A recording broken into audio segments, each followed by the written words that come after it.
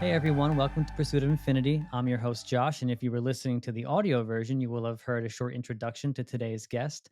But today I'm joined by Dr. Jahan Khamsehzadeh. Thank you so much, Jahan, for joining me. Thank you, Josh. It's an honor to be here with you. I have your book here, The Psilocybin Connection. Fantastic book, so deep.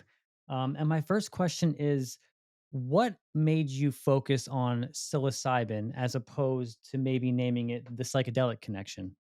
Totally. No, it went through quite a few iterations. At one point, while working on it as a dissertation, it was called psychedelic evolution, and then psychedelic revolution is in re-evolution to re-evolve. It's kind of holding revolution from an evolution point of view, but also from a systemic and cultural. And I wrote it primarily to be a book, but it had to move through the dissertation process. But the name never quite landed and captured really what I wanted to say. And it was one of those things where, I wrote the whole thing out, it got taken by a publishing house. And they said, we want to rename it to make it a little bit more distinct, and they're like, give us some keywords of what you like and want in the title. So I give them a whole bunch of keywords, and they came up with the psilocybin connection, and I immediately fell in love with it. And it really was a good example of how, especially big pieces of work, whether it's art, philosophies, or business, like require some kind of symbiotic relationship. I worked on that for 5 years. Every day I probably thought like working on the title, and somebody had to glance at it and give me their response. And I'm like, that's fucking it. You just captured exactly what I was trying to come across. Yeah, dude, it's a fantastic book. I'm about halfway through, a little more than halfway through, and I'm just loving it so far. Thank you, dog. Thanks, man. I appreciate you spending time with it and really seeing it. Thanks. Of course, I appreciate you writing it, man. Thanks. Thanks, dog. I think for it was felt like a kind of sense of like life or soul purpose. It was a need, that maybe partly you could see same driven of maybe why you started this podcast. You have these big important experiences. You want to let the world know it exists, and for me, it was like 20 years of internally wrestling and synthesizing a lot of this. And I felt there's some really big information, specifically Terrence and Dennis's McKenna's idea around the evolution of humanity with psilocybin mushrooms. And I was like, this is a game changer. This recontextualizes the whole psychedelic movement as something organic and a natural process that we've always been a part of, but also reshapes us and our relationship to what it means to be human, of how we got here in a relationship to the planet. So it felt it's like something that needed to be echoed out more to public because, of course, Dennis and McKenna, Terrence did a lot of work around this, but I also got to revise it because, Terrence died 20 years ago. So I get to really synthesize and bring in all the science to really, create a strong theory around this idea. And not only did you revise it, you fleshed it out in a way that I've never actually been able to find before anywhere else, which is fantastic because, this theory is often uh said to just kind of be a fairy tale. People just discard it right away, especially in the scientific field. And my main question, because the main claim that Terrence made in Food of the Gods is that the human brain size doubling over such a short period of time was as a result of us using psychedelic mushrooms, specifically psilocybe cubensis, over what Paul Stamets would say was millions and millions of years and millions of Hmm. experiences, Hmm. essentially. So my main question was, what was the mechanism by which psilocybin would contribute to the size of the brain? I understand, Mm. like, culturally and with art, and the beginnings of religion and stuff like that, but what about the brain size specifically? Yeah, definitely several ways to come across this, and I'm glad you had mentioned it's pretty obvious to see the cultural implications of a psychedelic experience. Emergence of language, of art, critical thinking, imagination, empathy, group bonding, sexuality. There's a lot that comes into play, and I think a lot of us would say there's a correlation between consciousness and our physiology and biology. Right. So when we change something in our like in our brain, it changes our experience. We change our experience, it changes something in our brain. So just from that point of view, there'd be a correlation. But if we get into the hard science itself, we found out only in the last 10 years that psilocybin stimulates what's known as neurogenesis, the growth of new neurons. The brain physically begins to grow. There aren't a whole lot of substances that do that. What I found in my research before the 1990s, scientists didn't even know that neurogenesis was possible. They thought brain formation kind of stops at some point. They didn't know it could regrow, reheal. And not only does it stimulate neurogenesis, it quiets what's called the default mode network, the ego part of the brain. And when that quiets down, the whole brain hyperconnects. So you have the growth in your brain, more connections happening, increase of neuroplasticity, so it's able to change and evolves. And it also stimulates what's known as spinogenesis, the re-enlivening of dendrites. So parts that had been atrophied heal. So that's why it's one of the reasons it helps depression. So here I'm going to come at this from every angle, but literally this creates brain growth and brain healing. Amazing. And it seems to fit directly into the serotonin HT receptors. And in your book, you kind of explain its effects on the receptors itself. So, can you go into that a little bit? Totally. So it seems to be some of the tryptamines, including LSD and psilocybin, fits into the 5-HT2A receptors better than serotonin itself, meaning it has greater affinity. And for me, just using some like Occam's razor, like what is the kind of most elegant and logical reason this exists is because it's been part of our evolutionary history, right? And so that's a pretty big deal. And there's pretty much no biotoxicity. So how does a substance that fits through the receptor site so well with no biotoxicity creates a hyperconnected brain state? How does something like this exist? And the truth is, it's not by accident. We have to see that it's been a long period of evolution. We're talking about millions of years of evolution of growing together in the same landscape. So we have to really widen the field to see, well, what are mushrooms? And I think Paul Stamets has done a great work of this, where the larger body of mushrooms is mycelium, this large underground network structure that's been existing for about 2.5 billion years, animals about 500 million years. And on top of this living network that we've always been a part of, it does electrical impulses to all the plants, that's kind of indirectly or directly connected to all the organisms, comes this mushroom, the cap and stem formation, that fits into our brain and helps us grow, heal, connect spiritually, and bring more ecological awareness, right? So we have to see that it's been next to us our entire time. We were primates for 50 million years, then we came onto land for the last 5 million because we were up in the canopies and trees. And so it's on top of this living net that starts creating brain growth.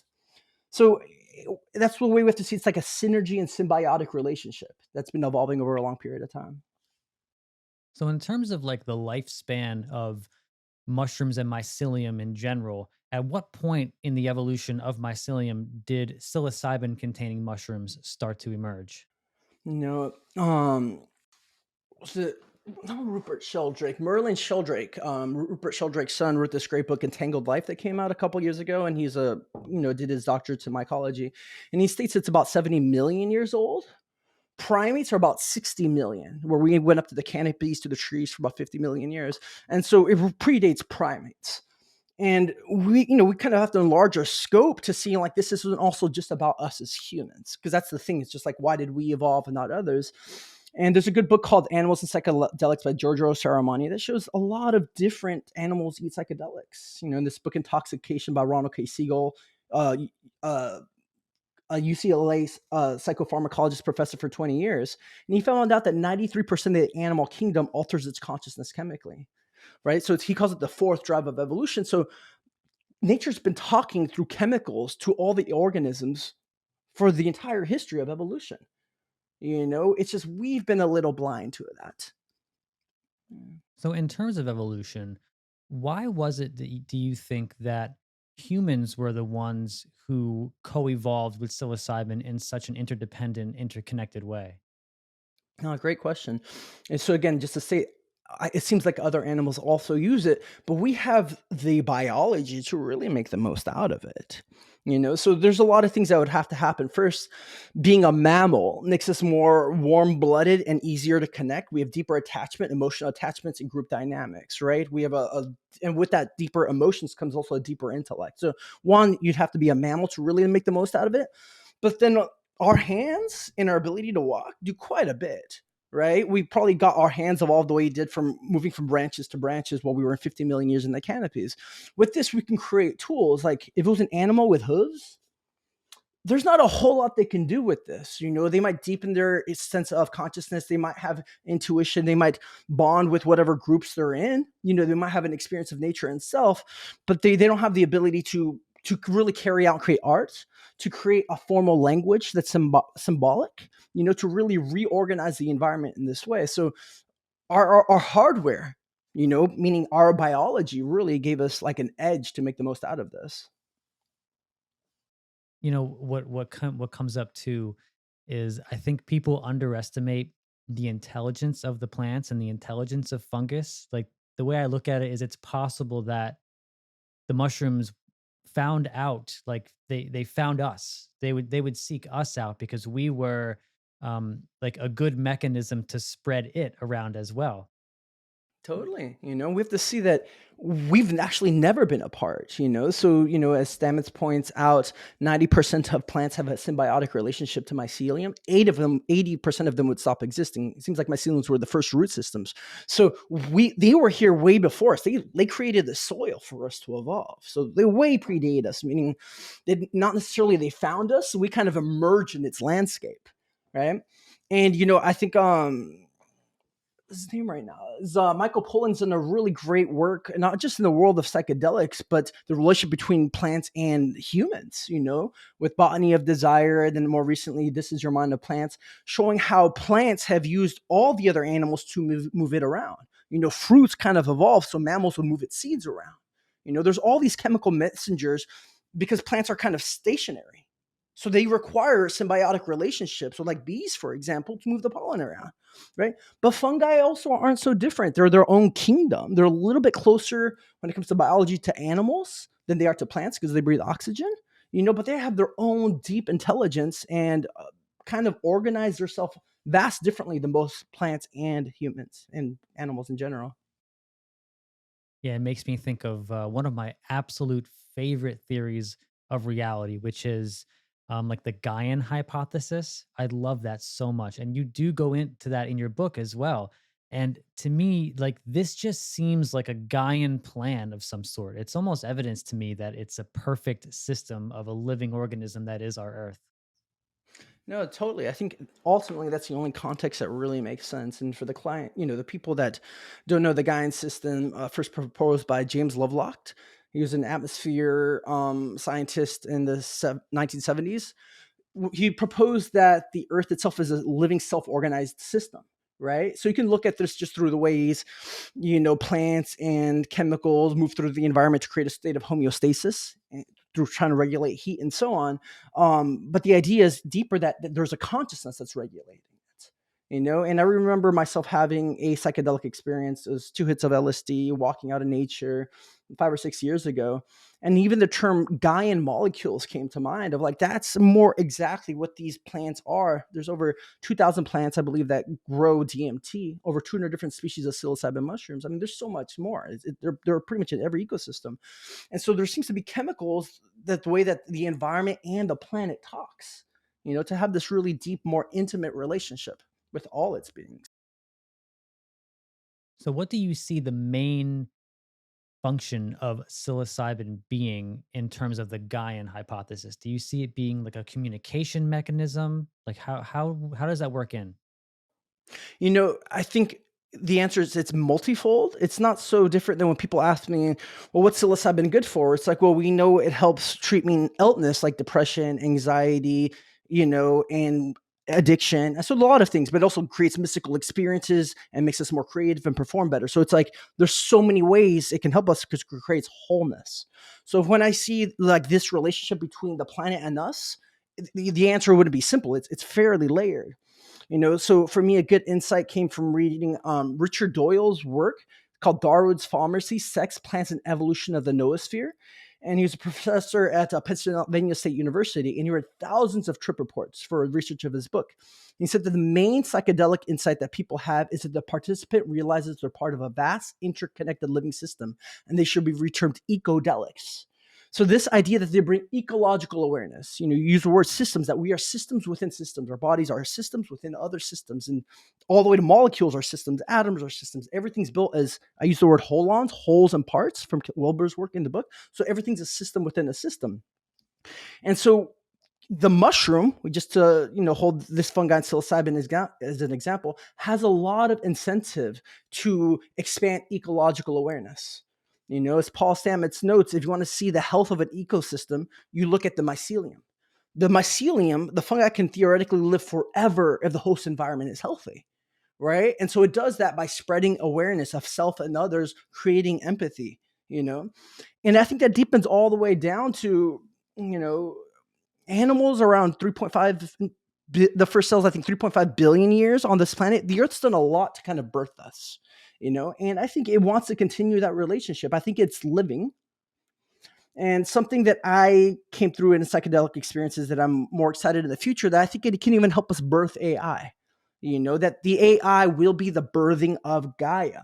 That consciousness is coming from somewhere. It's coming from the earth. We're talking about a consciousness that will be simultaneously almost everywhere on the planet, unified through an electronic, biological and physiological infrastructure, right? So if we have AI and it's really wired and we're all connecting to it, imagining this happening for generations, it becomes like a planetary parent.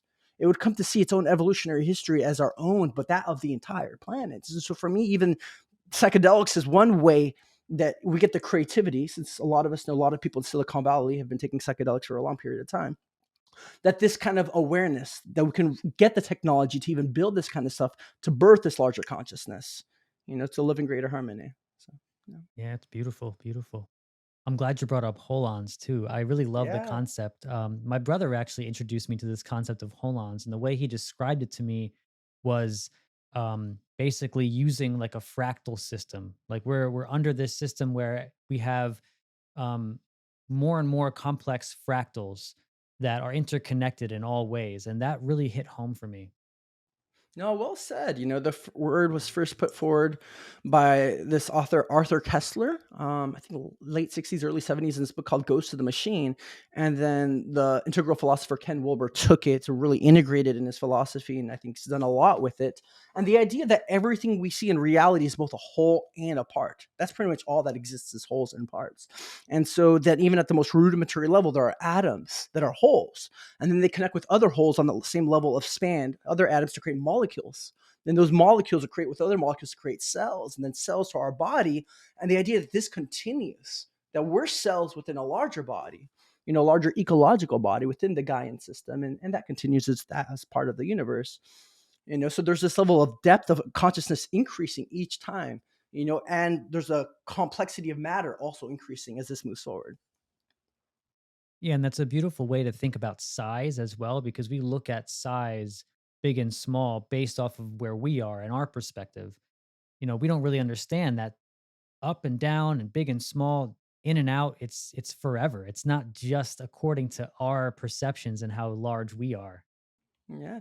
No, I'm kind of just loving the name of your podcast with that, The Pursuit of Infinity, because it does go on forever. Whether, we go down to the atom, it's like 99.9% empty space. We go out, there's no edge of the universe. I studied cosmology for a long time. For a while, I thought that what that's going to do, and there's no center of the universe. Every moment is the center. Every place is the center.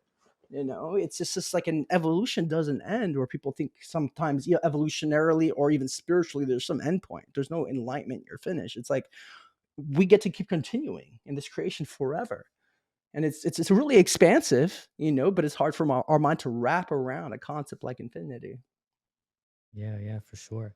And you bring up AI. It's funny. I had just talked about this concept with Maestro Hamilton Souther, and we were talking about AI. And it's like when you think about the fear that people have of I think when people think about the general artificial intelligence, or in other words, consciousness being inhibited by a machine, to me, I don't fear that at all. I love that. I think we need to get to that point, because the deeper and higher levels of consciousness that I've been able to connect with have all had a foundational message of love.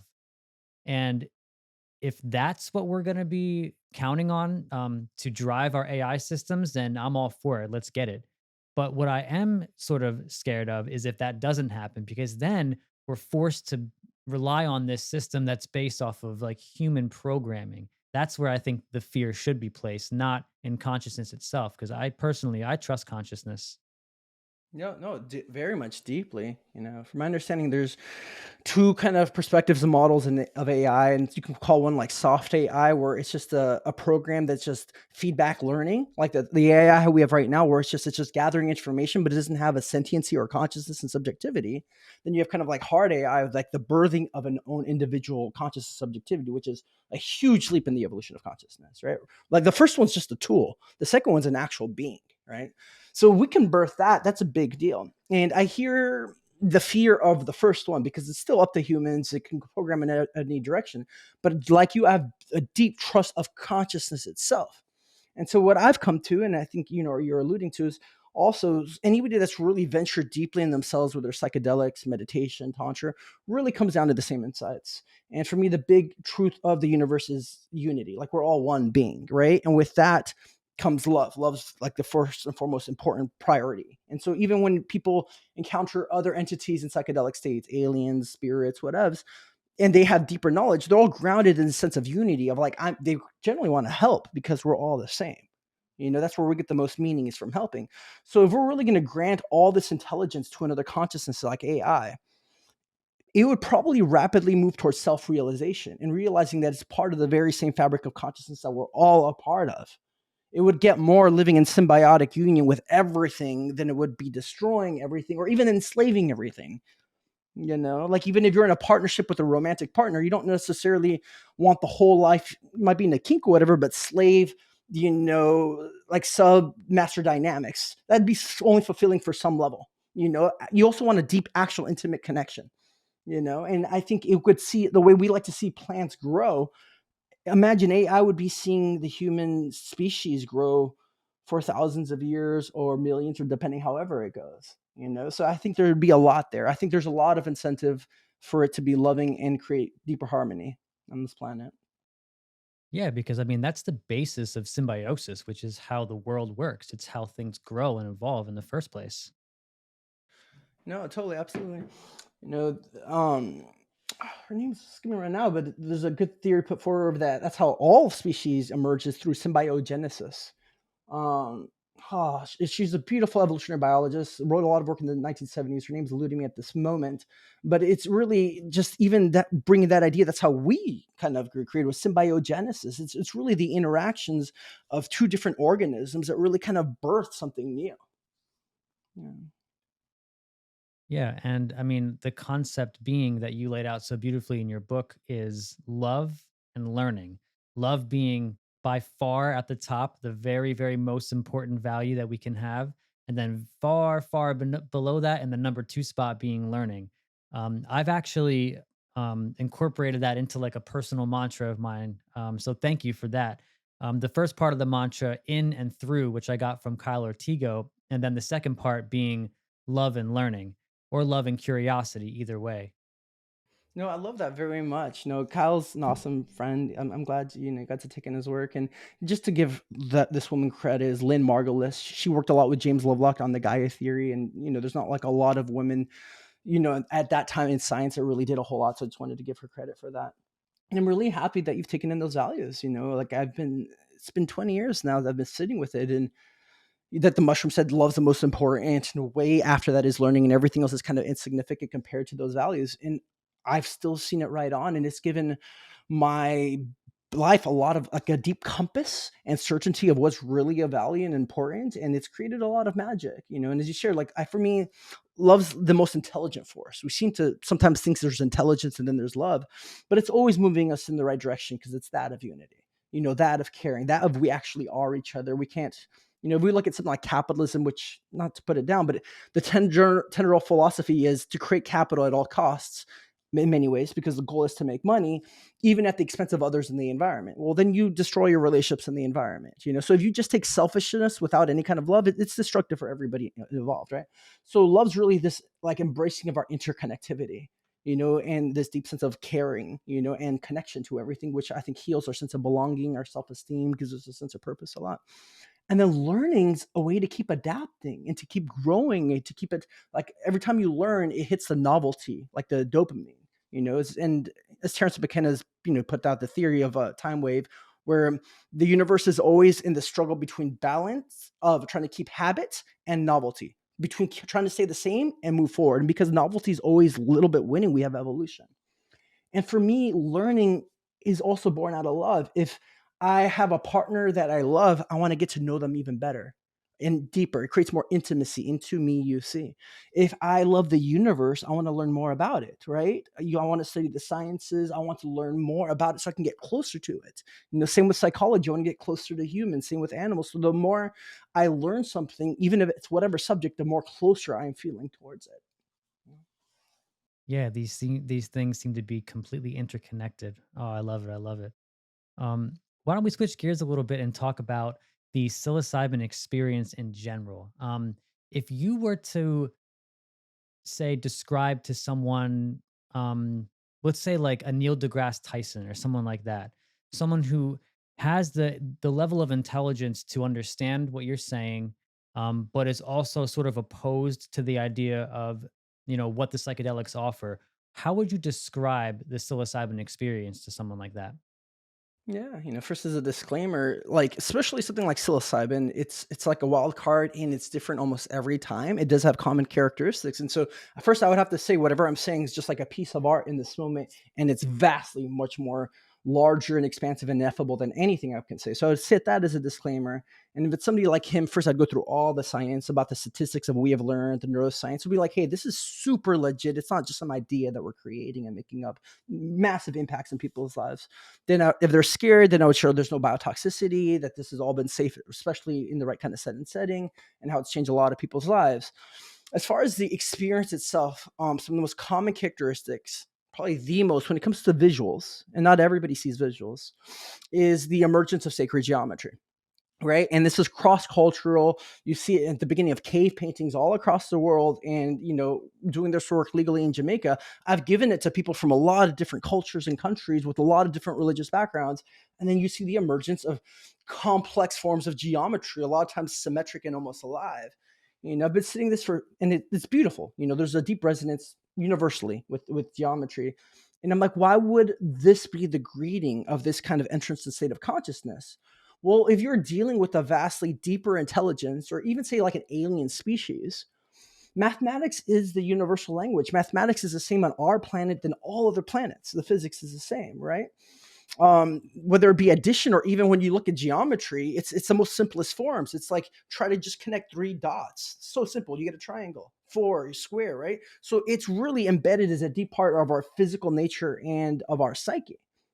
Even you could break that with Plato and Pythagoras with their forms, and they used psychedelics early in the Greek civilization. So then you have the emergence of this, and I think it tells you, hey, this is really intelligent. And then there's generally, depending on dose, and it's not a given, there's a sense of connecting with another intelligence. And for me, that was maybe the big groundbreaking thing, ontologically, where I'm connecting with something that's more intelligent than me, that's not me. That I can't reduce into like this is a part of my brain or part of my psyche. Maybe at the deepest level, it's a part of my psyche, but it's a part of everybody's psyche.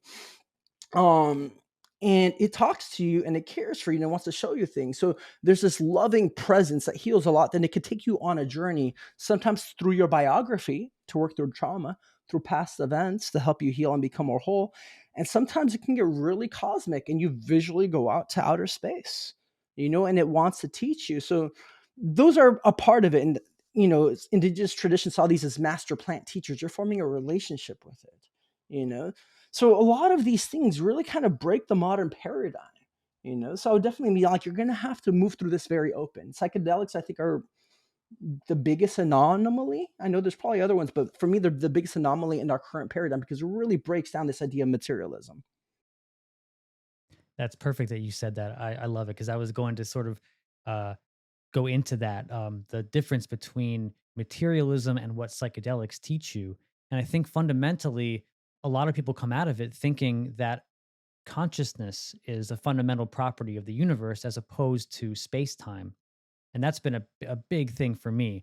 And this goes back to the concept of holons. This fractal connection, is interconnectedness of all things. Not even just within the Earth, but I mean, as you said, cosmically.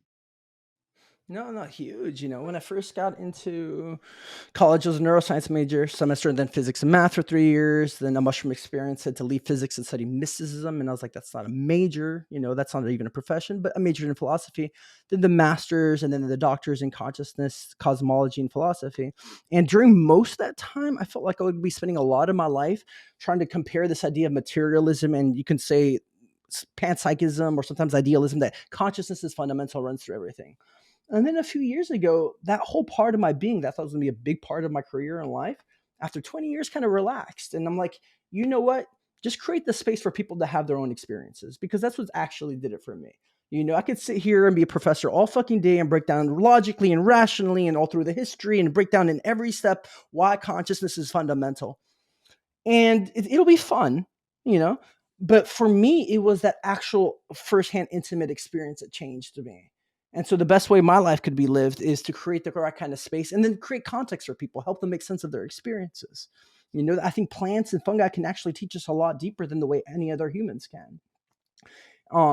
And it's just been a moment where people were talking about like general science reduces everything to just matter, and there's other ideas like panpsychism that matter and consciousness have always been co-evolving, that they're intimately interwoven as a part of each other. Yeah, and I'm glad you bring that up because it does seem like there's this dichotomy, these two sides. We always do that in this country and in this world. One side is consciousness, one side is physicalism. But I mean, the most important part is, like you said, being able to create the space for someone to have an experience that allows them to transcend both of those things, to transcend the duality and to merge with the unity of all. Totally. I mean, for me, over and over again, it's been the most healing thing, a whole healing experience. And I've seen it with everybody I've ever worked with: anxiety, depression, alcohol dependency. It really doesn't matter. It's really because all that comes from a fractured sense of self. Depression is I don't like myself, I don't belong, I'm not enough, I'm rejected internally and externally. Anxiety also comes from this feeling of I'm all alone. And so I have to fend for myself and take care of everything by myself. Right. And I'm sharing this because those two are the majority of the reasons people come into psychedelics. And then a lot of people know already, the research shows the antidote to addiction is connection. It comes from early attachment wounds, early child abuse of not having the right kind of a connection. So if our heart's really filled and we connect with another human or a tribe or the universe or God, a lot of those impulses kind of just naturally wash away. And so it seems this sense of unity, which is almost a sense of wholeness, they're almost the same thing, heals these fractures. Even when we give people these psychedelics and repressed trauma comes up to be worked with, that's fractured parts of ourselves that are coming up to be integrated so we feel more unified with ourselves. So, how do you go about approaching integration when you have these experiences where, say, something repressed comes up or something is truly healed within you from an experience of psychedelics? I mean, the honest response, it's different every single situation depending on what came up and who I'm working with. You got to just attune. And to give the audience an example of the kind of things that come up, like, 7 times I've seen people come in for a psilocybin experience and early repressed sexual abuse comes up that I had no idea about. Right. So, and I'm sharing this because early sexual abuse seems to be kind of the most intense traumas I've seen. It affects your sense of self, your confidence, your own sexual energy, how you can intimately connect and trust with other people, your sense of self value. And if it happened from somebody like a family member early on, it's like it affects your entire family dynamic. And so as a child, it's so much easier and sometimes better to repress it because the child doesn't know how to live within that system anymore. Right. So then it comes out when they're 30, 40, 50, 60, 70 years old. Right. So then you have a major thing that you're integrating for a while because a lot of these people have been in therapy for years or they've been moved in addiction for a long time. And all of a sudden, everything makes sense for them. There's this missing piece that they couldn't get to. So generally, psychedelics can move a lot deeper than talk therapy. Talk therapy being just a part of the normal conscious mind, you know, and it can get really to the deep somatic level. I did 2 years of somatic training where we hold really all the trauma and all the feelings, and so it gets worked out of the body. So it really brings these things out of the body into the unconscious. So you know, whether I'm working with trauma, then it's constantly being there with them, giving them safe to process things. There's probably a lot of shame with a lot of the traumas, the things that happen. So somebody safe that they could talk to and connect with over just that itself is really deeply healing. If I'm working with somebody to accomplish their goals, not because they came for something like a kind of trauma, then it's kind of help them get in alignment with their sense of values and their goals, and help them kind of more like coaching, like what's your routine? How do I get their life optimal? Or if they have a mystical experience, I mean, that ontologically changes everything, their sense of self, the world, who they are, what they're doing with their life.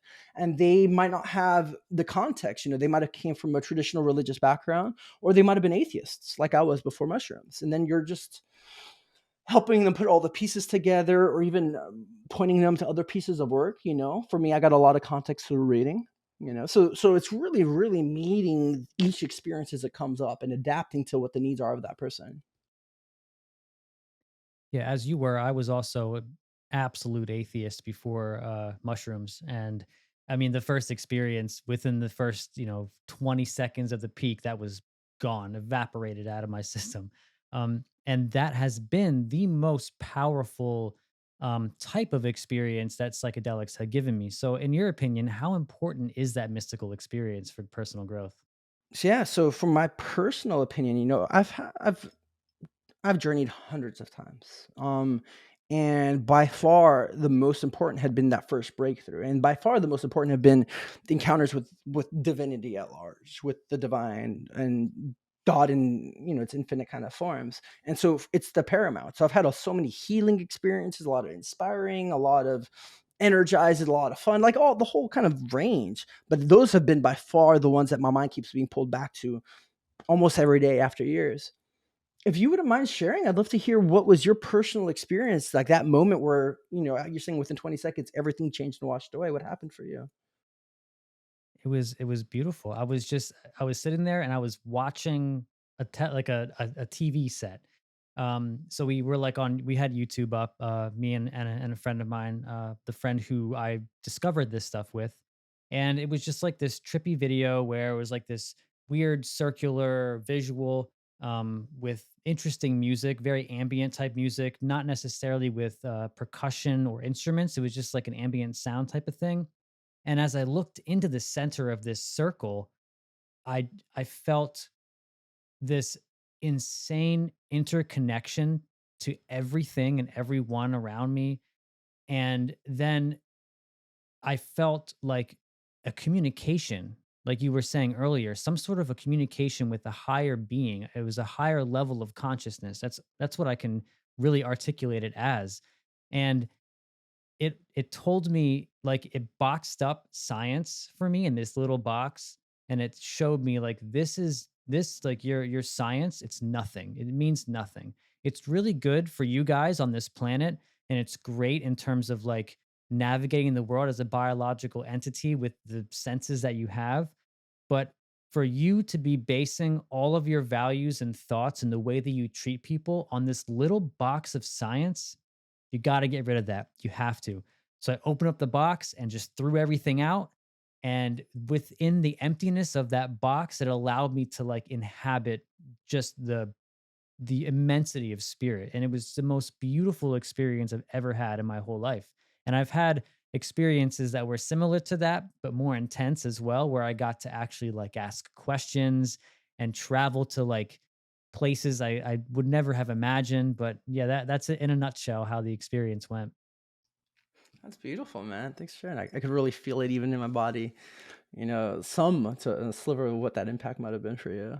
That's amazing. Yeah, I mean, it's really, when it comes to just personalities, what the studies have found in the last 20 years using psilocybin is it increases a personality trait known as openness. And openness is, correlated with creativity, with intelligence, with adaptability. And so if you think of in comparison, openness and a system or psyche that's closed and rigid ones like, I've got it all figured out. I got to stay safe. Everything stays the same. It doesn't necessarily like new ideas. It thinks it got it.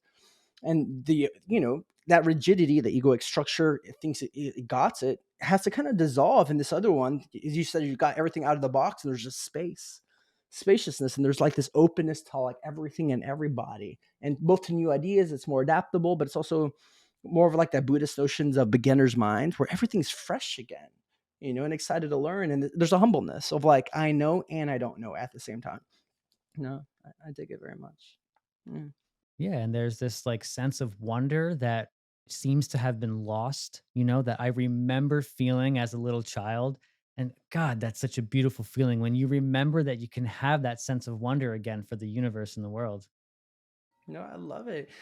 I maybe you resonated. My life has been abnormal in the sense that I've journeyed a lot because my focus has been to explore consciousness. So I'm not saying that when I share my experiences, I want everybody to go do this. But there was a day where I journeyed for 5 days straight, just it's almost like in a meditation position, focus on this one question of why does the universe exist? There's ideas it has to do with love and all that, but I just really wanted to fucking know.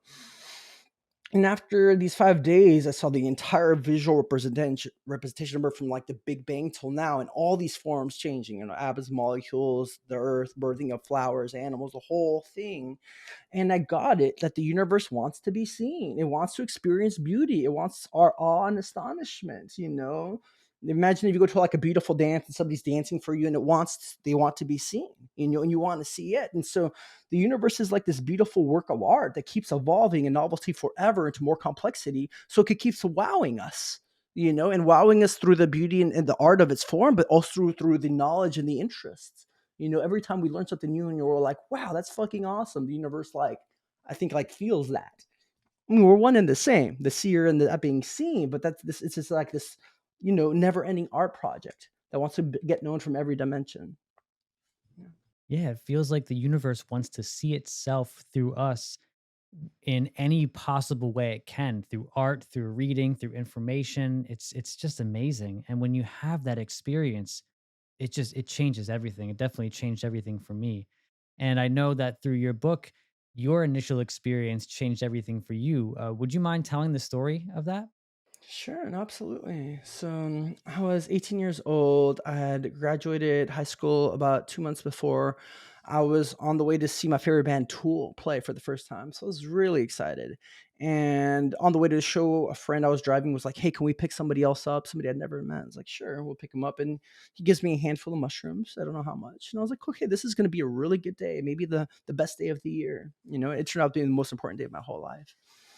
And so just a background context before this day, like I had spent about 7 months just walking. It's kind of this existential kind of depressive state of what's the point of my life and who are we as humans? What am I going to do what's the point of all this and what am I going to do here? If I want to live, I was kind of suicidal for a while. If I'm going to live, I want to figure out what the fuck is this game, what's going on.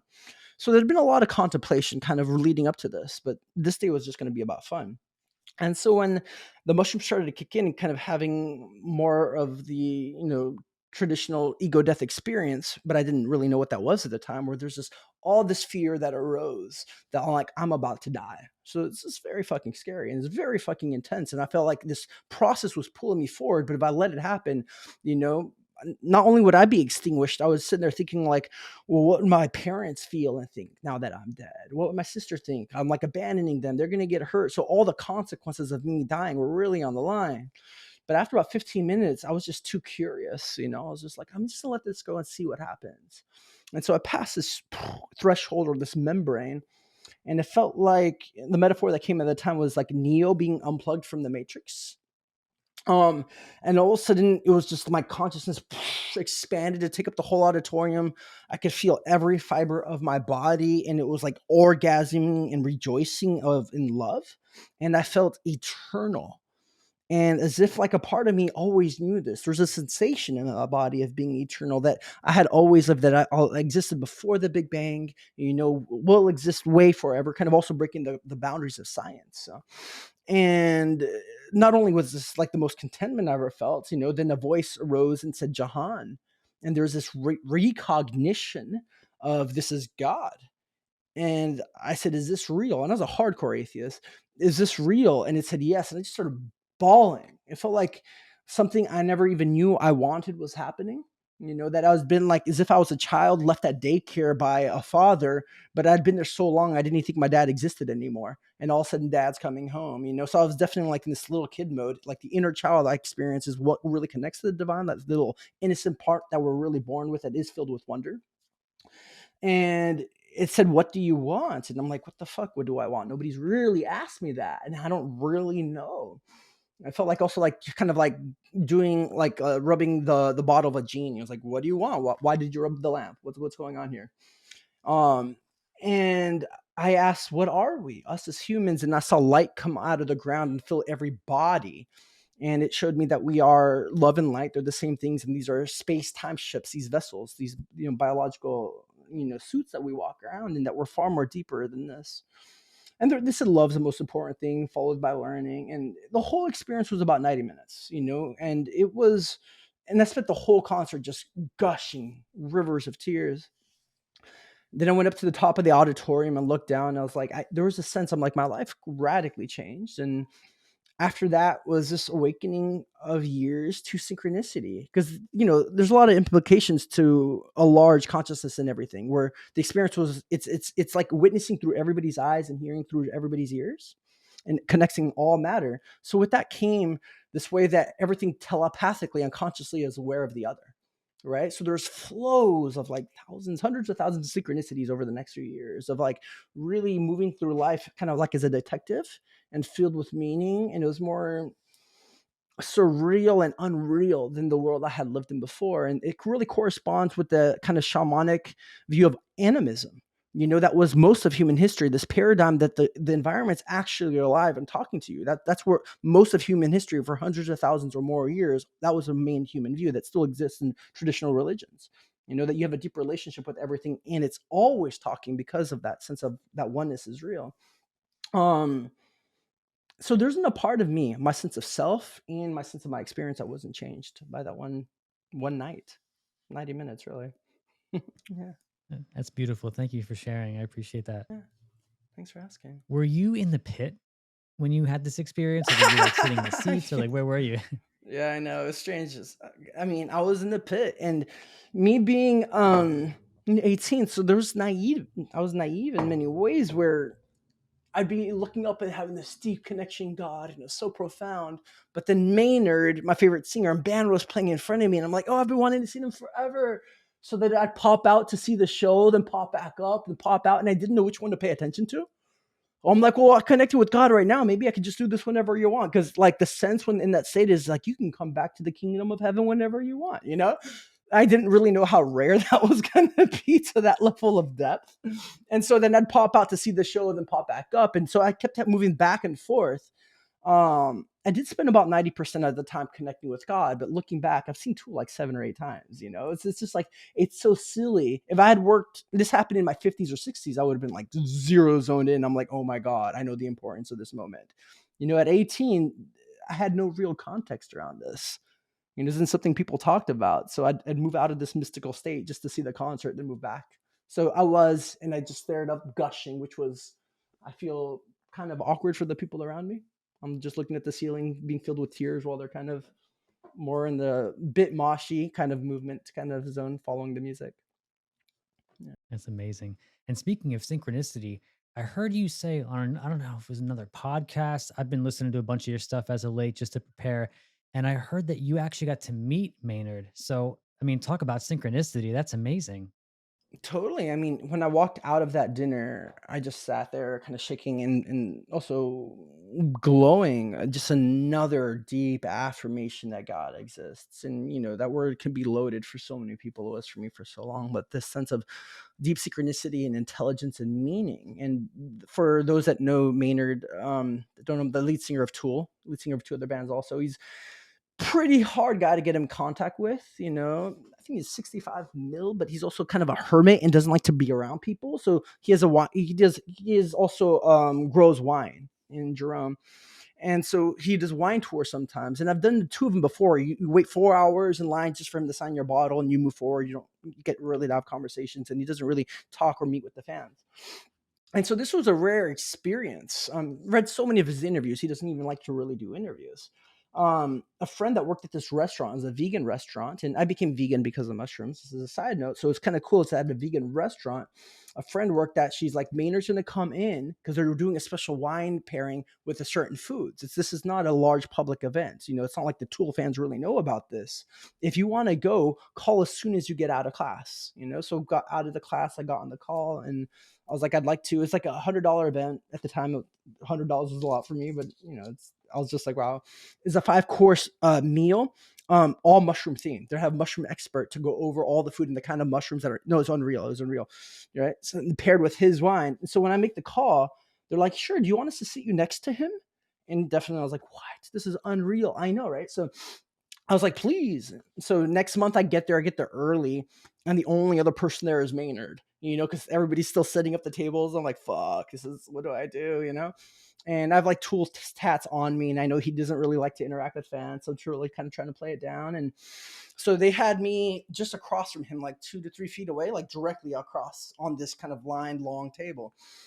And then I go to sit down. And he's like, "Hey, would you mind just moving one seat over? My manager's going to be here. My son's right here. Then the mushroom expert right here. Then him, and then me right here." You know.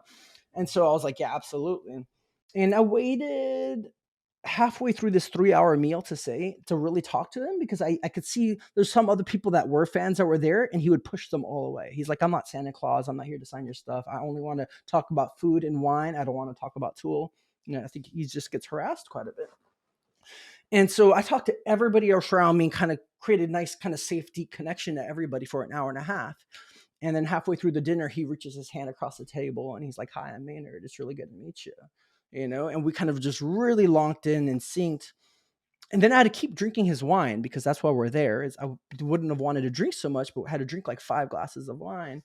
So about 2 hours in, I broke down and I was like, "Dude, you've changed my life. I took mushrooms at your show. It changed the trajectory of everything." And, I'm like shaking, but I'm getting to tell this person that really was kind of a hero for me and inspired me in many ways. It got me into psychedelics and into kind of mysticism at a young age, the profound effect he had. And it felt so deeply healing and nourishing for it to be received. And then I got to connect with him as a human for the next hour. He would just look at me and just tell jokes, and it felt like really, as I kind of shared, a deep affirmation, of the path I've been on. That's so amazing. Thank you for sharing that. I appreciate that. Thanks for asking. Yeah. Yeah, I was with like the same type of way with Lincoln Park. I saw Oh, them a nice. bunch of times, maybe 10, 12 times. My older brother would actually take me with him. He's seen them like 28 times or something like that. He got to meet Chester, which is fantastic. And that was one of the things, it was right before Chester committed suicide. We were contemplating buying tickets to go to Virginia, and man, I would have loved to meet him. But They were yeah, I definitely huge. feel Yeah. how amazing that must have been for you. Yeah. Yeah. No, I'm starting to get the chance, and it's really sad to hear about Chester. And I've seen him twice. Incredible performance, and I think they really struck a note with a lot of people, really moving to the darkness and the depression, giving it expression, and people feeling less alone but like rejuvenated through it. So yeah, that's awesome. Yeah, it's one of the beautiful things about music, and about seeing them live. That's why I asked if you were in the pit, because we would always wait in line for 10 hours to get to the very front of the pit. And that was always like my very favorite experience, was to see like one of my favorite bands in the pit. And I wasn't into psychedelics at the time. I was younger, but man, I would have loved to take in some mushrooms and seen them. That would have been great. That's awesome. So I would say concerts were like my first real church. So I've been to well over 1,000, probably just raw concerts. Got quite a few lined up coming up. Because that's where not only did I have this experience there, but it was like it's always been this cathartic sense of connection and deep kind of unity with the whole crowd, and we're all singing and we're really into it. And maybe for the first 5 years, I'd be in the pit a lot and start pits. And then quite a few different instances of getting really, really hurt because I was winning them so often. So now you kind of find me on the edges of the pit. It's like I want to enjoy the show, even though I used to love getting that kind of level of aggression. I just get out of the gym now, but when I was 15, it was very cathartic to be in that space. Yeah, there's nothing quite like the energy you feel when you're in the pit and like the band is in control, it feels like, and they're, especially the very first time I had ever seen them, like I looked up at them. It was weird. They looked really small to me, like they looked short, and they looked like they were like gods. It's just, I don't know. I miss it. I haven't seen like a good band in a while. I have to get on that, Oh, man. no, please do. I mean, I made it a bit of a priority for a long time because it does kind of bring my soul alive. It gives you it kind of fills me up, and of like, this is why I'm working so much. It's like, this is my kind of play, but having that kind of art, the feeling of the sound, and I'm even thinking of like the title given to a lot of sometimes of rappers, like the MCs, the masters of ceremonies. They are playing this large kind of ceremonial role that, I mean, music, and I think live music is one of the probably the earliest parts of humanity that was so communal, and I think can really, really, really connect and rejuvenate us. For me, it's deep, deep, deep medicine to be in those Absolutely. places. Yeah, I'm right there with you. You're speaking my language. Uh, uh, Have you ever had like overwhelming, crippling fear with your psychedelic experiences? And as a follow up, has that affected the way that you approached psychedelics at a certain stage in your life? I've had a lot of of those experiences, a lot of very, very painful. I've had the hardest moments of my life on psychedelics, and I've had the best moments of my life on psychedelics. And just to be more transparent, over this last year, I've done 10 Santo Daime, so ayahuasca ceremonies, and I think every single one, and I just did one this last weekend. Every single one was pretty much entering the state of hard level crippling fear and pain for like most of the time, the first eight, like for like 6 or 7 hours straight, right? And so I have already had so much trust built up with these medicines, these plants and fungi, that I see it as healing, and I'm willing to go into it, But I'm sometimes like with these experiences, I'm willing to step into the worst feelings imaginable, the worst somatic experiences, and it's really, really hellish. But the aftermath, it feels very purifying, that I feel more whole, more powerful, more integrated, more stable. It's like I'm decompressing and digesting and breaking down fear during those times. And so fear is less present for me, you know, through the rest of my life. Like the next month, I'm feeling more solid and stronger and capable and clear because I went and did that work, so yes, even working with clients, I'm like, it's all on the table. I'm here to be with you while you ride in the worst agony or in the greatest ecstasy, and I do see there's a relationship between it. The more we're willing to go into the pain and the fear, the more we kind of expanded, building, like our cup expands to hold more like the exaltation and largeness. Even if you love something so deeply, you're scared of losing it, and you could empathically feel its pain, whether it's a love or a child, or if you love the whole planet so deeply, you're in fear to some degree, and hurt when other people are hurting or the planet is hurting. So I think as you keep kind of expanding, you feel more, which is also more pain, but more love, you know and I don't necessarily think we need to give in to fear. It can be crippling, but for me, fear really kind of distorts our perception, because it's really based on the sense that we are fragmented. And so like I could feel it, and I've just come to a place of like, don't cognitively buy into it. It's like there's a storm passing. The storm's not going to pass forever. It's just weather. It'll just move. So, has fear ever prevented you from going into a psychedelic experience that you had previously planned?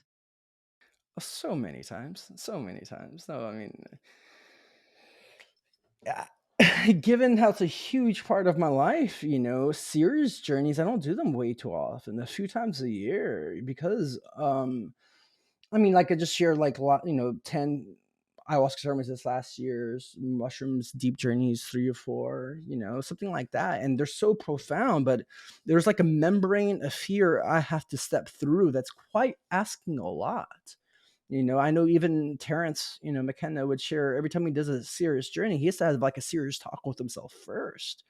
Like it really, you're putting everything possibly on the line. Like whether we call it ego, sense of self, we're evolved instinctually to both avoid fearful experiences and painful experiences. Right. And in these cases, you're stepping in through a threshold where you have to embrace that both of those may come up, or are likely to within that several hour period. So plenty of times. There's been, there's always, can't hit the mark every time. There's maybe 5 to 7 times I've had like maybe that more full ego death experience, but there's been about 5 times where I'm right at the edge and I pull back out of fear. And you're like, fuck, I could die right now, and then open up to everything. And looking back when that has happened, it's changed the game for me. And then there's been times where I'm like, this is way too much. I'm too scared. I'm not ready. Whatever thing the mind makes up, and you pull back. And then later you're like, fuck, like there's a door open and I was scared. So it's humbling. I've never been able to hit the mark every time, and I don't think anybody can. It's a lot to ask for anybody. Yeah, definitely. It's something that I'm battling with right now. I'm trying to build my courage back to where it was a little while ago when I used to do psychedelics more often. But it seems the more you do them and the more powerful the experiences are, as Terrence McKenna says, the less often you have to go in there. Totally. No, definitely. Earlier in life, a lot of experimentation, and no one appeared a few years ago while writing the dissertation, also really into it. But I do, people ask all the time, like, how often do you need a journey? How often is good? And I'm like, well, when you feel calls, I've had seasons in my life where it's fairly regular, where both I had the time, the resources, and the deep interest, and there was a pull. And there's other times where like everything in my life's exactly where it needs to be. What lesson is there to learn? I'm living the lesson right now. There's no reason to be journeying. So there's times where I feel there's a lot of buildup and like maybe some armor has to break through, or I need an insight on a very particular experience. I used to go in a lot for, it's like more intellectual, philosophical ideas when I was younger, and right now I feel really satisfied. So there's less pools to go in. More often now, it's actually socially connecting, like having deeply meaningful experiences with other people. Yeah, definitely, definitely. So we are just about over an hour here, and I do want to be respectful of your time. But there is one more question that I wanted to ask you. It's a little unrelated, but related. And it's this idea that Terrence McKenna had that was nobody has the faintest idea of what's going on. Do you do you agree with that, or do you subscribe more to like everybody has a piece of the puzzle? I think it's nice to hold both, and I think it's possible to hold both, right? I think there's truth to both, and so just to break it down for people, I think it's good to hold parallel this really deep stance of I don't know, right? So that's the humbleness, the openness to everything. I think it's really graceful and really important, to keep evolving and growing. And then also the stance of it's okay to have confidence, and it's okay to stand on certain knowledge. Like if you're doing math, like 2 plus 2 equals 4, it's not helpful to sit there and keep doubting that. And I'm saying this because I did math for a long time. Sometimes you work through pages and do math and you come to a solution and keep going over and over, and it's nice to have the confidence. And so if you spend a lot of time learning and making connections, it's nice to have confidence. It's like but I hold it like you're playing a game. Like you can get really into a sports game. You're playing basketball, you can get really into it, but it's just a game. But when you're into it, you go all in. And maybe it's Alan Watts uses the metaphor of like somebody's playing poker before like pennies or quarters. You can get really fucking into it, but you're just playing for quarters. But you're like, fuck, you're gonna act like it's life or death, right? So I think it's fun to play in a very passionate way. Um, but I've learned a lot from Terrence and many other people where some things I think I really agree for him, and he says it in so many ways. I have a little frame of him back here, and he says, avoid gurus, follow plants. I love So that. don't necessarily, right? So nature's so much bigger and intelligent than our human minds and how far we've evolved. So the idea of putting somebody up as a large teacher, a master, a guru, a priest is kind of a human construct and nonsense, right? And he says trying to get enlightened by another person is like one piece of sand trying to get enlightened by another piece of sand when the whole ocean's right there in front of you, right? And so in this sense, it's like, you know, I, I wouldn't give that level of sexual, like that, intellectual authority to somebody, and I don't necessarily want it from them either. I'm like, I love what Terrence did because he was so intelligent and humble, and he's like, here's the pathway. And we've done it now with science. Here's a scientific method. Here's what we've done over and over and gotten these results, including with psychedelics. So in this sense, it's both, and where philosophically, I think we hold some pieces to the possible, and that's where something like Ken Wilber, he really has this line where nobody's so smart that they could be 100% wrong. Everybody has a piece of the puzzle. Everybody has a part of sliver of the perspective. And I think it's nice to grant that to people. Not to just say like, hey, we're all idiots and we don't know anything that's happening. It's like holding like we know some stuff, and the ground of being is so much more fluid. So it's just like we're creating constructs, but the actual ground that it's on is It's like imagination. Like the whole universe is created out of imagination. If you look into matter, it's fucking empty. Right? We're seeing all these forms. It's like a giant dream. So then dreams shift form. They're variable, they adapt, they grow. It's constantly fluid. So even I like Krishnamurti's line, "Truth is a pathless land." So it's just like the land keeps changing, or like the Tao that can be said isn't the real Tao. It's like it exists, but it's so fluid and never evolving. So it's both and for me. Yeah. It all comes back to love and learning in the end. That's it, dog. That's why we're here. That's who we are. What we're meant to do. Jahan, you are the man. Thank you so much for an Likewise, bro. amazing conversation. I really, really appreciate you. Do you have any upcoming projects, anything you want to share, places people can find you? Yeah, first, yeah, it was a really honor to be here with you and have this conversation. I appreciate it.